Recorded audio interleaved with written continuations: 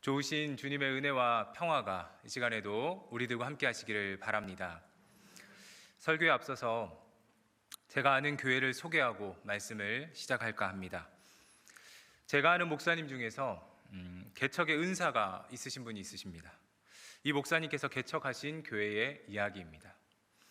지방에 규모 있는 도시에서 이 목사님이 교회를 개척하셨습니다. 그 지역은 무역 도시로 꽤 부유한 도시였습니다. 교육 수준도 높았습니다. 삶의 여유도 있고 무역을 하는 곳이다 보니까 유흥도 발달했습니다. 처음에 목사님이 전도하는데 쉽지 않았다고 합니다. 그러나 끈기 있게 복음을 전했고 그 덕분에 교회는 개척한 지 얼마 되지 않아서 적지 않은 사람들이 모이게 되었습니다.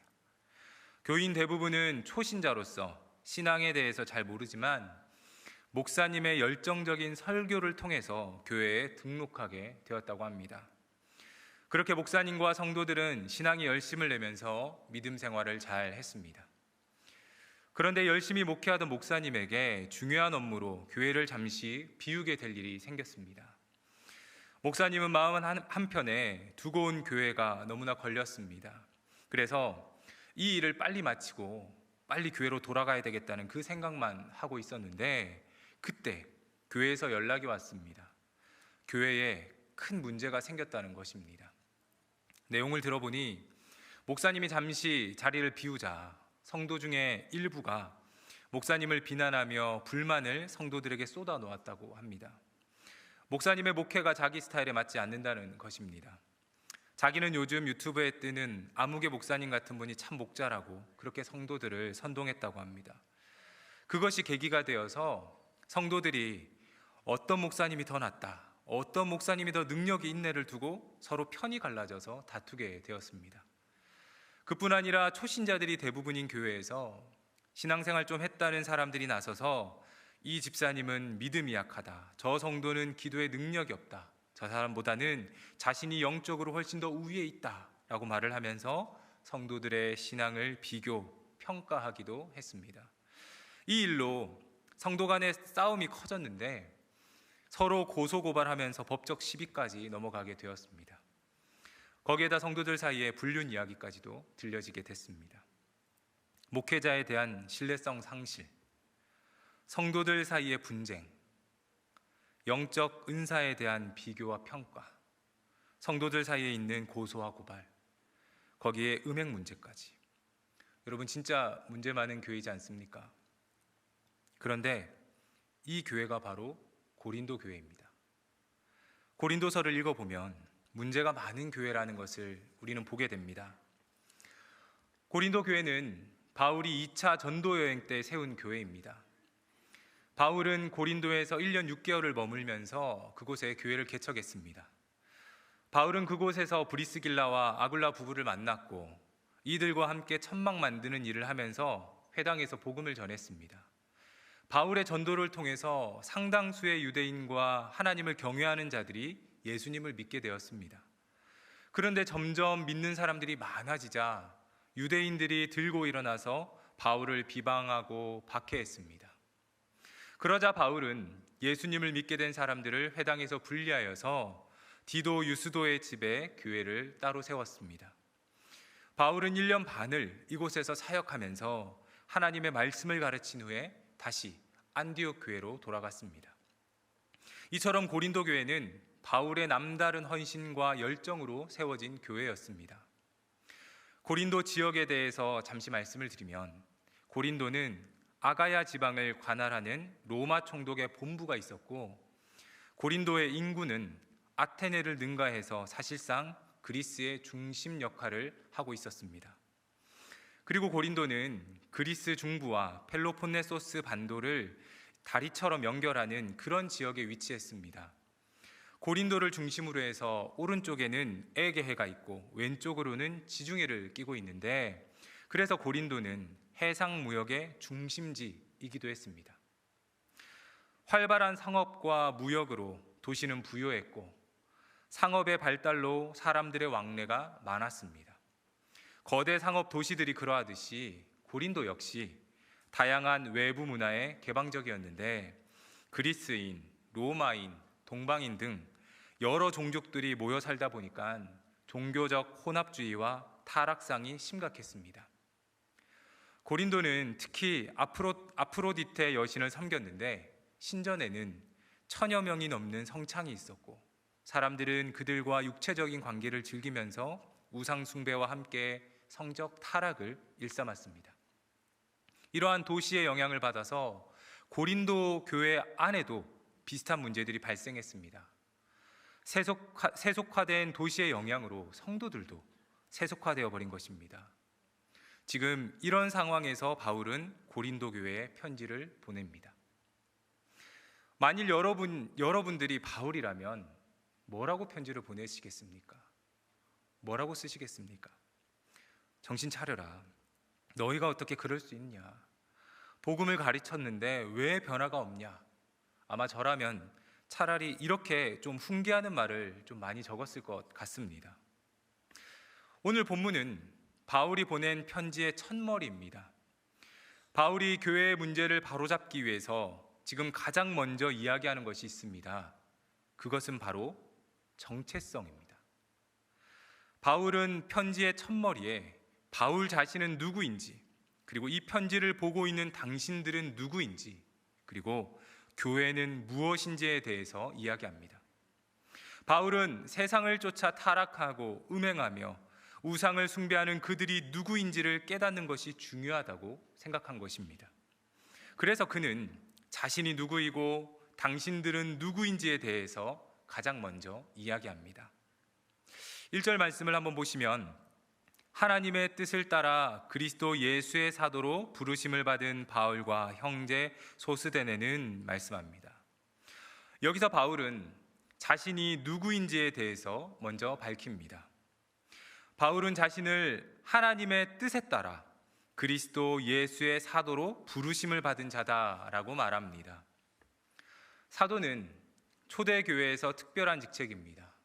사도는 보내심을 받은 자라는 뜻으로 예수 그리스도의 죽음과 부활을 증거하고 말씀을 전하는 중요한 직책을 담당했습니다. 바울은 하나님께 부르심을 받은 사도라는 명확한 정체성이 있었습니다. 사도로서의 정체성이 있었기에 바울은 숱한 박해와 핍박도 견뎌낼 수 있었고, 그리고 돌에 맞는 위험과 감옥에 갇히는 어려움 속에서도 포기하지 않고 복음을 전할 수 있었습니다. 여러분, 바울이 자신의 사도됨을 말하는 이유가 있습니다. 그것은 자신이 사도가 된 것이 하나님의 뜻이고 또 하나님의 부르심이 있었기 때문입니다. 바울이 사도가 된 것은 인간의 생각이나 자신의 계획에 의해서 된 것이 아니었습니다. 그것은 하나님의 뜻에 따라 된 것이었습니다. 바울은 자신을 부르시고 세우신 분이 하나님이시고, 그리고 자신을 보내신 분도 하나님이시라고 전합니다. 이처럼 바울은 하나님이 부르셨다는 분명한 정체성이 있습니다. 그런데 오늘 말씀을 보면 하나님이 부르신 것은 바울뿐만이 아닙니다. 하나님은 고린도 교회 성도들도 부르셨습니다. 우리 같이 2절 말씀을 같이 한번 읽어보겠습니다. 고린도에 있는 하나님의 교회 곧 그리스도 예수 안에서 거룩하여지고 성도라 부르심을 받은 자들과 또 각처에서 우리의 주 곧 그들과 우리의 주 되신 예수 그리스도의 이름을 부르는 모든 자들에게. 바울은 1절에서 자신이 누구인지에 대해서 설명을 했다면 2절에서는 너희가 누구인지에 대해서 설명합니다. 지금 이 편지를 받는 너희는 누구입니까? 먼저 바울은 그들을 향해서 고린도에 있는 하나님의 교회라고 말합니다. 너희는 누구인가? 너희는 바로 하나님의 교회입니다. 서로 모여서 예수 그리스도가 주님이심을 고백하고 그 속에서 하나님을 섬기는 일을 하는 그 모임, 그 공동체가 교회라는 것입니다. 그런데 교회가 세워진 곳을 보시면 지금 고린도입니다.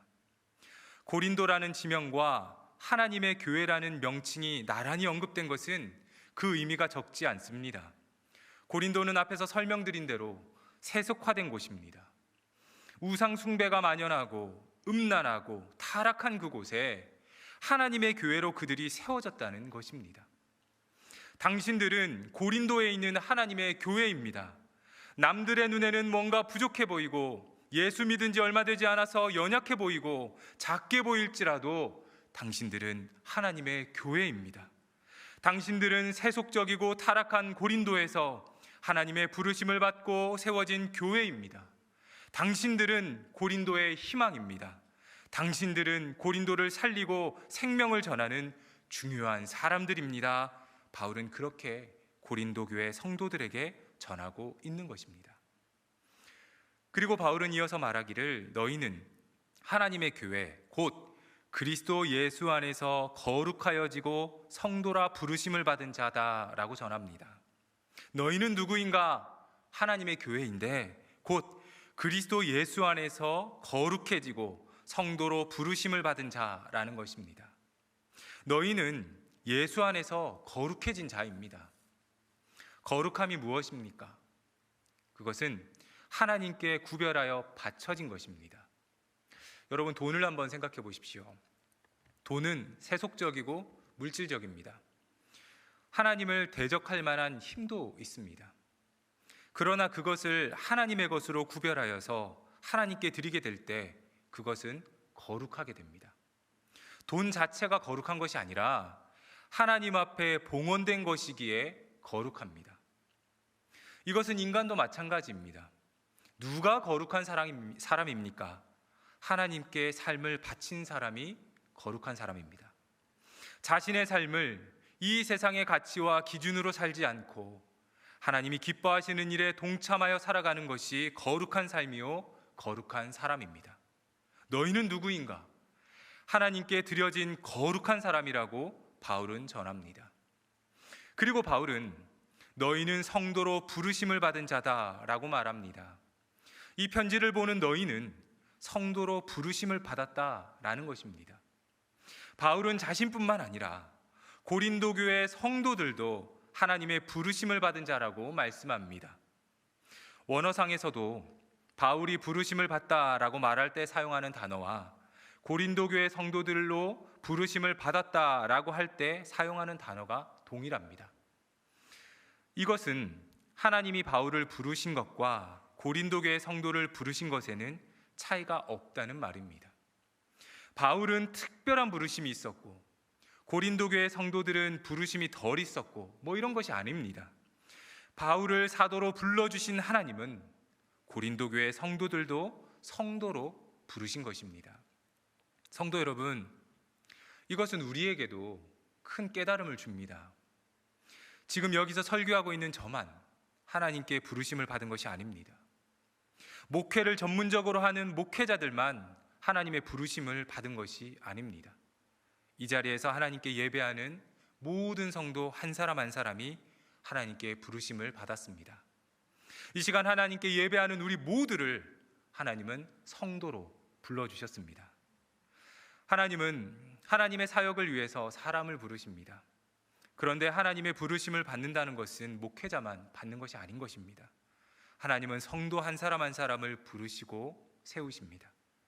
우리가 성도가 된 것은 하나님의 부르심이 있었기 때문입니다. 이것을 믿으시기 바랍니다. 너희는 누구인가? 바울은 2절에서 계속해서 말을 하기를 또 각처에서 우리의 주 곧 그들과 우리의 주 대신 예수 그리스도의 이름을 부르는 모든 자다라고 전합니다. 성도라고 말하는 너희는 누구인가? 각처에서 예수 그리스도의 주 되심을 고백하는 자입니다. 성도는 예수 그리스도의 주 되심을 고백하는 자입니다. 성도라고 하면서 예수 그리스도를 믿지 않는다면 그분은 성도라고 말할 수 없습니다. 성도의 중심은 예수 그리스도입니다. 예수 그리스도가 나의 주님이시다 고백하는 이들이 바로 성도입니다.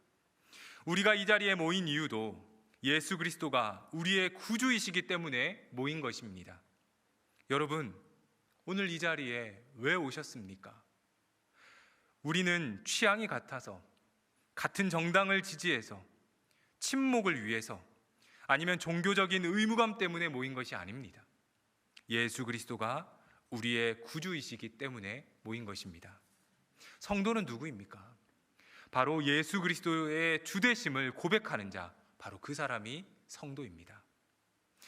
이처럼 바울은 편지를 받은 고린도 교회 성도들을 향해서 너희가 누구인지에 대해서 분명하게 전하고 있습니다. 너희는 고린도에 있는 하나님의 교회이다. 너희는 하나님께 바쳐진 거룩한 자이다. 너희는 바울과 동일하게 하나님의 부르심을 받은 성도이다. 그리고 너희는 예수 그리스도의 주되심을 고백하는 자이다. 이것이 성도된 너희의 정체성이어야 한다고 바울은 전하고 있습니다. 그런데 여러분, 여기서 한번 우리가 생각해 볼 것이 있습니다. 그렇다면 과연 고린도 교회 성도들은 성도다운가 하는 것입니다. 앞에서도 얘기를 드렸지만 고린도 교회는 문제가 많은 교회입니다. 그리고 고린도 교회 성도들 역시 문제가 많은 성도들입니다. 교회 안에서 당을 짓고 싸우는 사람들이고, 성도라고 하면서도 음란을 즐기고, 하나님 믿는다면서도 우상 숭배하고, 은사를 비교하며 서로 잘난 척하고, 교회의 다툼을 세상의 법으로라도 해결하고자 하는 마음으로 관용과 용서가 없는 사람들이었습니다. 이런 사람이 무슨 성도입니까? 성도라고 말하기에 너무 부끄러운 사람들 아닙니까? 그런데 여러분, 이렇게 부족해 보이고 성도 같지도 않아 보이는 그들을 성도로 불러주신 분이 있는데 바로 우리 하나님이십니다. 하나님이 그런 고린도 교회 사람들을 성도로 불러주신 것입니다. 사실 우리도 세상 살다 보면 부끄러울 때가 많이 있습니다. 예배드리며 하나님의 은혜를 받고 하나님의 뜻대로 살겠다고 하지만 막상 삶 속에서 그렇게 살지 못할 때가 많이 있습니다. 그런데 하나님은 그런 우리를 성도라고 불러주십니다. 분명 삶에서 하나님의 말씀대로 살지 못해서 부끄러운 우리인데 하나님은 우리를 사랑한다고, 그리고 너는 나의 자녀라고 말씀해 주십니다. 하나님이 우리를 성도로 부르신 것은 우리가 특별하거나 훌륭해서가 아닙니다. 우리가 대단한 사람이라서 하나님이 부르신 것이 아닙니다. 하나님이 우리를 부르시고 거룩한 성도라고 여겨주시는 것은 전적인 하나님의 은혜요, 하나님의 선물입니다. 성도라고 부를만 해서가 아니라 부르지도 못할 우리를 성도로 불러주시고 성도 삼아주신 하나님의 은혜와 긍휼로 우리가 성도가 된 것입니다. 바울은 고린도 교회가 여러 문제에 앞서서 지금 이것을 먼저 분명히 해야 한다고 본 것입니다. 당신은 누구입니까?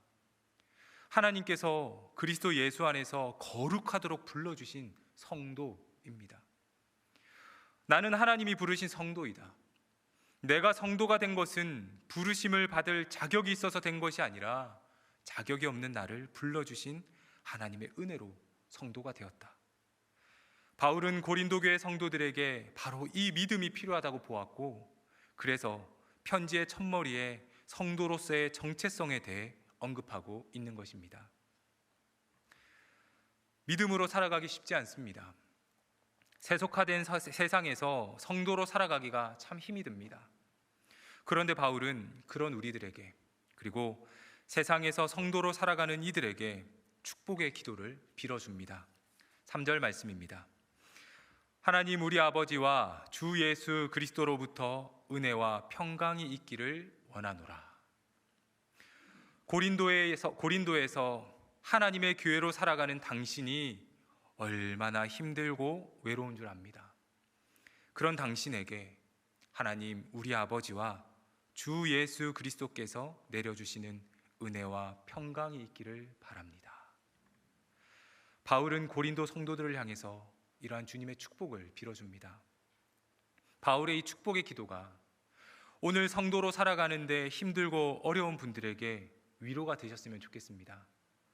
성도로 살아간다는 것은요, 하나님 아버지와 예수 그리스도께서 주시는 은혜와 평안을 받는다는 것입니다.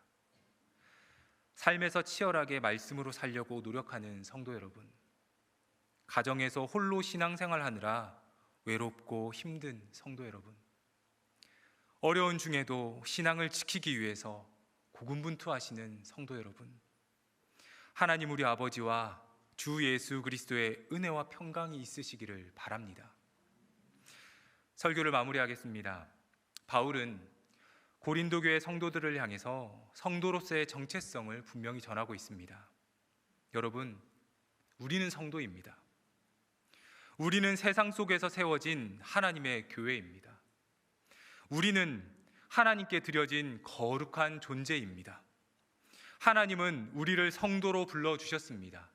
부족하고 연약한 우리이지만 하나님은 그런 우리도 성도로 불러주셨습니다. 이 사실을 잊지 마시기 바랍니다.